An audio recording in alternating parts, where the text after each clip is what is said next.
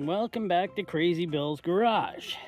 Now another update on my, finally found out this is actually a StarCraft model Jupiter, and finally have the transom in. So we got her in, and yeah, it looks great. Looks solid. That is a solid, that's the 1.5 inch. It's as wide as this right here, 1.5 inch of solid plywood. And then we went 45, oh yeah, 3/4 inch for the outside board here. And it looks, this is gonna be a solid transom, I gotta tell you. And just about ready. I'm gonna put the motor on it that we're gonna use. And I guess I could show you what one we're using. It's not gonna be a 40 horse like I wanted to. It'll be something else. So I'm gonna use the 70 horse Merc. And this one did run though. When this guy took it off the boat, I think about 4 months ago now, 3-4 months, he took it off the boat. It's in neutral, that's good. And yeah, he says this one should run just right out of the pocket. Just stick her on and let her go because it ran great when he took it off the boat. But first I'm gonna get her put on the boat. Then I'm gonna do a few checks, of course, just see what I got here. So let me get this one on the boat. There's the cover to it, 700, which means 70. So yeah, Merc 70, pretty nice, I must say. Hopefully this works out just fine. But I'm getting a feeling this thing is a little heavier than, I don't see anywhere to hook on to the motor essentially and get her up with my, I'm going to use an engine lift to pick it up, and then I'm going to back the boat underneath it. And well, we'll get it off the trailer first. So here's my setup. You know, piece of rebar through the steering rod area of the boat motor. There's nowhere to hook onto this thing. And yes, this is probably not safe at all. And here I am at home alone doing this. So I have no worries at all, because the reasoning in my life usually comes from my wife, who would say, that doesn't look safe. That doesn't look like something you should be doing. I put some vice grips on it. But she would say, I don't think that's the way you should do it. And then I would say something to try to smooth out her concerns with, oh, I'm using heavy chain. And I think that, you know, that threaded rod will hold a couple 100 pounds. I don't really know. But we're going to find out real soon, aren't we? Yes, we are. There we go. Got her up. She's even sitting pretty good. You know, like, not bad. She's sitting almost kind of, well, I do want her tilted more.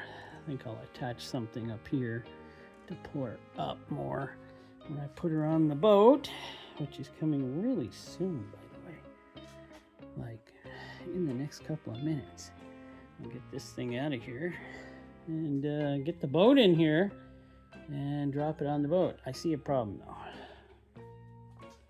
My problem is, when I put this on the boat, I have to put the rod on it, the steering rod through here, as I put it on the boat. So, there's always problems, isn't there? I'll figure it out. So it's not nearly as big as the other boat motor. Maybe I can sneak it on there and get the rod through it?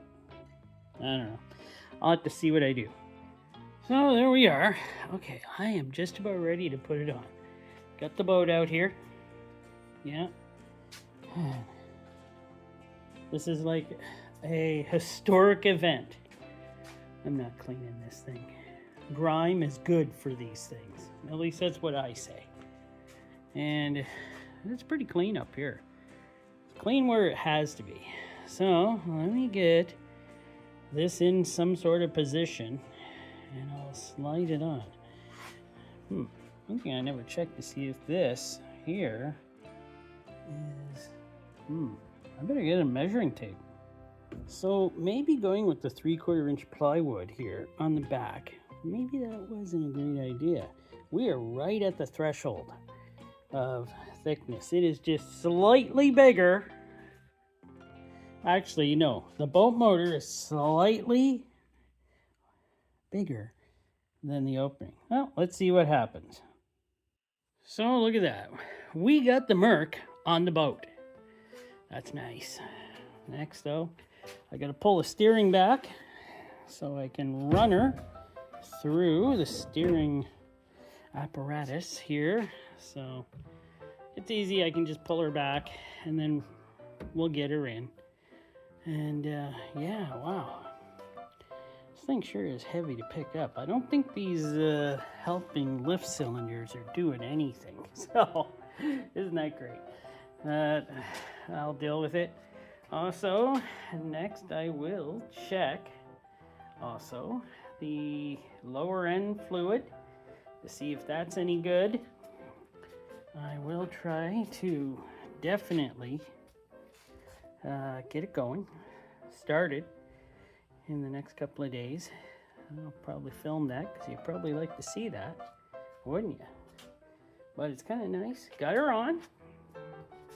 Thought the prop would be bigger for a 70. I'll show you what the prop looks like for an 85. So there's a prop for an 85. That one will go on there. But should I? Maybe. I'm not looking for all-out speed. I'm looking for hopefully a good running engine that trolls well. But that big prop would look nice on there. Especially if that prop, well, I painted that white. I had to, it was in terrible shape. I had to fix her up a bit. But I'll get the water, what do you call those? Put the water in. Water ears? Earmuffs. The water earmuffs on. That's it. And yeah, I'll get that done. Well, she's on. I ain't taking her off again this year. So hopefully this one runs, because I don't want to take it off. Because it's heavy. It's really heavy. Wish I had used the 40, but no, I was running into problems. So this is the 40, which I wish I could use. But I've run into problems where it has no spark. Yeah, it's using that cool system. I'm still gonna try. I'm gonna try to get this going. I could use this one next year. It all depends. I like the 40 kind of. It's a lot smaller, and I'll tell you, it probably a lot easier on fuel. I think this one's even got a bigger prop than that. Yeah, this one's even got a bigger prop than that 70. I have to do something about that. Maybe I'll take the prop off the 40 here and put it on the 70. Yeah, it is bigger. I can see it's bigger. We'll see. Let's see. That's a pretty big prop on a 40. And there's a little prop on a 70. And that's off an 85. I don't know. Yeah, this one is definitely smaller. I might take that 40 prop and put it on here. I don't want to use that big giant prop. It looks like, yeah, I don't know. We'll see. What's your consensus? The bigger the prop, the faster the boat, or the smaller the prop, the more RPM? I don't know. Smaller, I don't know. Whatever's good for trolling, I guess, I'll use. But there, I got that done. Next, I will be hooking up the steering, getting the wiring hooked up. I do have the controls for this one. So there's the controls. I would have used these controls on the 40, except it has a different plug. So I couldn't use it on the 40 unless I just spliced in. I didn't want to mess this up. You know, I don't want to mess it up because the controller box for the 40 came to me in pieces when I got the motor. So it's toast. I do have a key for this one too, so I don't have to mess with anything. So I'll be putting this on the boat, in some of the next videos. And I'll probably just be hooking her up a little bit first, and then hooking her up to the boat, because I kind of want to see if this one runs and sounds like the guy said. It ran this year.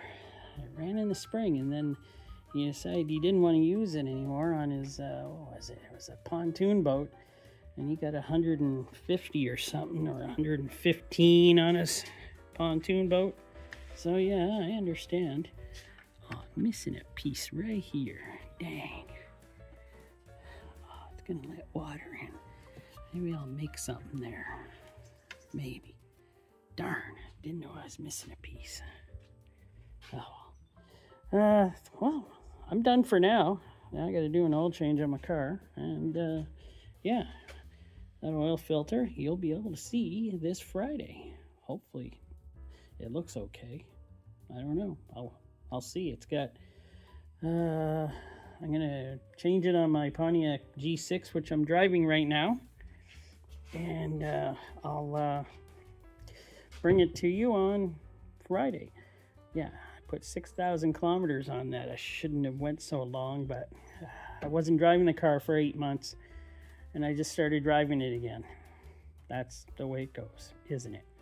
All right, thanks for watching, and yeah, tune in next time.